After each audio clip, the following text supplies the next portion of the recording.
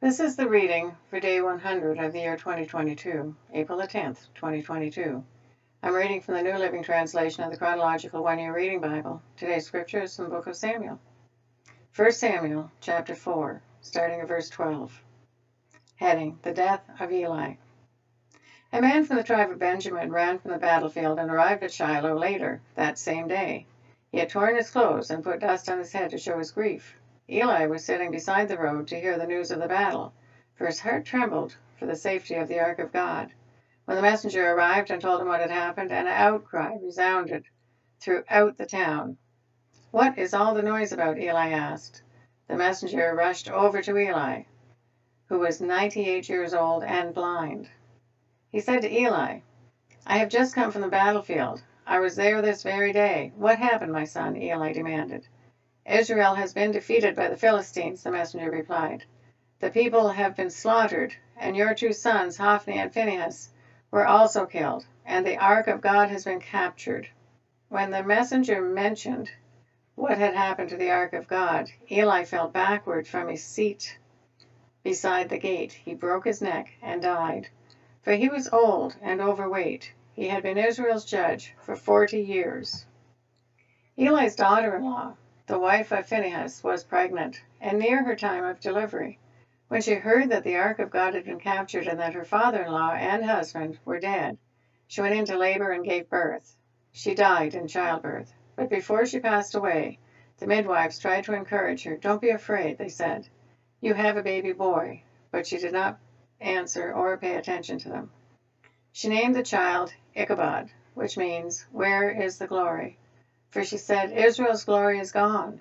She named him this because the ark of God had been captured, and because her father-in-law and husband were dead. Then she said, "The glory has departed from Israel, for the ark of God has been captured." 1 Samuel chapter 5, starting at verse 1. Heading, The Ark in Philistia. After the Philistines captured the ark of God, they took it from the battleground at Ebenezer to the town of Ashdod.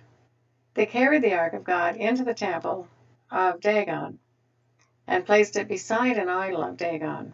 But when the citizens of Ashdod went to see it the next morning, Dagon had fallen with his face to the ground in front of the ark of the Lord. So they took Dagon and put him in his place again. But the next morning the same thing happened. Dagon had fallen face down before the ark of the Lord again. This time his head and hands had broken off and were lying in the doorway. Only the trunk of his body was left intact. That is why to this day neither the priests of Dagon nor anyone who enters the temple of Dagon in Ashdod will step on his threshold. Then the Lord's heavy hand struck the people of Ashdod and the nearby villages with a plague of tumors. When the people realized what was happening, they cried out, "We can't keep the ark of God of Israel here any longer. He is against us. We will all be destroyed, along with Dagon our God." So they called together the rulers of the Philistine towns and asked, "What should we do with the ark of the God of Israel?" The rulers discussed it and replied, "Move it to the town of Gath." So they moved the ark of the God of Israel to Gath. But when the ark arrived at Gath, the Lord's heavy hand fell on its men, young and old. He struck them with a plague of tumors, and there was a great panic. So they sent the ark of God to the town of Ekron. But when the people of Ekron saw it coming, they cried out, "They are bringing the ark of the God of Israel here to kill us too." The people summoned the Philistine rulers again and begged them, "Please send the ark of God of Israel back to its own country, or it will kill us all." For the deadly plague from God had already begun, and great fear was sweeping across the town. Those who didn't die were afflicted with tumors, and the cry from the town rose to heaven. 1 Samuel chapter 6, starting at verse 1. Heading, The Philistines return the ark. The ark of the Lord remained in Philistine territory 7 months in all. Then the Philistines called in their priests and diviners and asked them, "What should we do about the ark of the Lord? Tell us how to return it to its own country." "Send the ark of the God of Israel back with a gift," they were told. "Send a guilt offering, so the plague will stop. Then if you are healed, you will know it was his hand that caused the plague." "What sort of guilt offering should we send?" they asked, and they were told, "Since the plague has struck both you and your 5 rulers, make 5 gold tumors and 5 gold rats, just like those that have ravaged your land. Make these things to show honor to the God of Israel. Perhaps then he will stop afflicting you, your gods, and your land. Don't be stubborn and rebellious as Pharaoh and the Egyptians were. By the time God was finished with them, they were eager to let Israel go. Now build a new cart and find 2 cows that have just given birth to calves. Make sure the cows have never been yoked to a cart. Hitch the cows to the cart, but shut their calves away from them in a pen. Put the ark of the Lord on the cart, and beside it place a chest containing the gold rats and gold tumors you were sending as a guilt offering. Then let the cows go wherever they want. If they cross the border of our land and go to Bethshemesh, we will know it was the Lord who brought this great disaster upon us. If they don't, we will know it was not his hand that caused the plague. It came simply by chance. So these instructions were carried out. 2 cows were hitched to the cart, and the newborn calves were shut up in a pen. Then the ark of the Lord and the chest containing the gold rats and gold tumors were placed on the cart. And sure enough, without veering off in either direction, the cows went straight along the road toward Bethshemesh, lowing as they went. The Philistine rulers followed them as far as the border of Bethshemesh. The people of Bethshemesh were harvesting wheat in the valley, and when they saw the ark, they were overjoyed.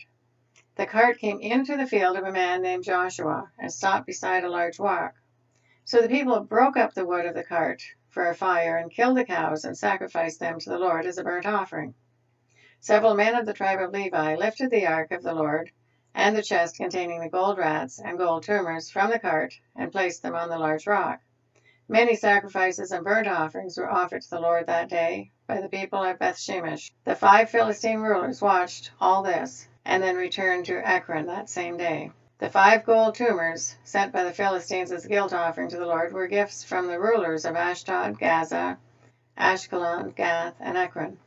The 5 gold rats represented the 5 Philistine towns and the surrounding villages, which were controlled by the 5 rulers. The large rock at Bethshemesh, where they set the ark of the Lord, still stands in the field of Joshua as a witness to what happened there. Heading: The ark moved to Kiriath Jearim. But the Lord killed 70 men from Bethshemesh because they looked into the ark of the Lord, and the people mourned greatly because of what the Lord had done. Who is able to stand in the presence of the Lord, this holy God? They cried out.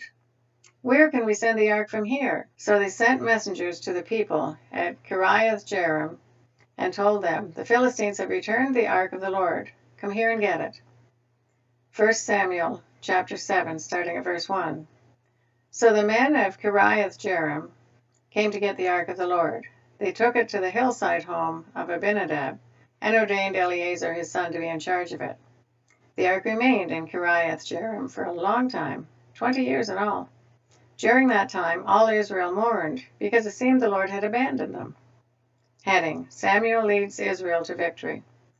Then Samuel said to all the people of Israel, if you want to return to the Lord with all your hearts, get rid of your foreign gods and your images of Ashtoreth. Turn your hearts to the Lord and obey him alone. Then he will rescue you from the Philistines. So the Israelites got rid of their images of Baal and Ashtoreth and worshipped only the Lord. Then Samuel told them, gather all the men to Mizpah, and I will pray to the Lord for you. So they gathered at Mizpah, and in a great ceremony drew water from a well and poured it out before the Lord. They also went without food all day and confessed that they had sinned against the Lord. It was at Mizpah that Samuel became Israel's judge. When the Philistine rulers heard that Israel had gathered at Mizpah, they mobilized their army and advanced. The Israelites were badly frightened when they learned that the Philistines were approaching. Don't stop pleading with the Lord our God to save us from the Philistines, they begged Samuel. So Samuel took a young lamb and offered it to the Lord as a whole burnt offering. He pleaded with the Lord to help Israel, and the Lord answered him. Just as Samuel was sacrificing the burnt offering, the Philistines arrived to attack Israel. But the Lord spoke with a mighty voice of thunder from heaven that day, and the Philistines were thrown into such confusion that the Israelites defeated them. The men of Israel chased them from Mizpah to a place below Bethkar, slaughtering them all along the way. Samuel then took a large stone and placed it between the towns of Mizpah and Jeshanah. He named it Ebenezer, which means the stone of help. For he said, up to this point, the Lord has helped us. So the Philistines were subdued and didn't invade Israel again for some time. And throughout Samuel's lifetime, the Lord's powerful hand was raised against the Philistines. The Israelite villages from Ekron and Gath that the Philistines had captured were restored to Israel, along with the rest of the territory that the Philistines had taken. And there was peace between Israel and the Amorites in those days. Samuel continued as Israel's judge for the rest of his life. Each year he traveled around, setting up his court first at Bethel, then at Gilgal, then at Mizpah. He judged the people of Israel at each of these places. Then he would return to his home in Ramah, and he would hear cases there too. And Samuel built an altar to the Lord at Ramah. 1 Samuel chapter 8, starting at verse 1, heading, Israel requests a king. As Samuel grew old, he appointed his sons to be judges over Israel. Joel and Abijah, his oldest son, held court in Beersheba. But they were not like their father, for they were greedy for money. They accepted bribes and perverted justice. Finally, all the elders of Israel met at Ramah to discuss the matter with Samuel. Look, they told him, you are now old, and your sons are not like you. Give us a king to judge us, like all the other nations have. Samuel was displeased with their request, and went to the Lord for guidance. Do everything they say to you, the Lord replied, for they are rejecting me, not you. They don't want me to be their king any longer. Ever since I brought them from Egypt, they have continually abandoned me and followed other gods, and now they're giving you the same treatment. Do as they ask, but solemnly warn them about the way a king will reign over them. Heading, Samuel warns against a kingdom. So Samuel passed on the Lord's warning to the people who were asking him for a king. This is how a king will reign over you, Samuel said. The king will draft your sons and assign them to his chariots and his charioteers, making them run before his chariots. Some will be generals and captains in his army. Some will be forced to plow in his fields and harvest his crops. And some will make his weapons and chariot equipment. The king will take your daughters from you and force them to cook and bake and make perfumes for him. He will take away the best of your fields and vineyards and olive groves and give them to his own officials. He will take 1/10 of your grain and your grape harvest and distribute it among his officers and attendants. He will take your male and female slaves and demand the finest of your cattle and donkeys for his own use. He will demand 1/10 of your flocks, and you will be his slaves. When that day comes, you will beg for relief from this king you are demanding, but then the Lord will not help you. But the people refused to listen to Samuel's warnings. Even so, we still want a king, they said. We want to be like the nations around us. Our king will judge us and lead us into battle. So Samuel repeated to the Lord what the people had said. And the Lord replied, do as they say, and give them a king. Then Samuel agreed and sent the people home. That is the reading for day 100 of 2022.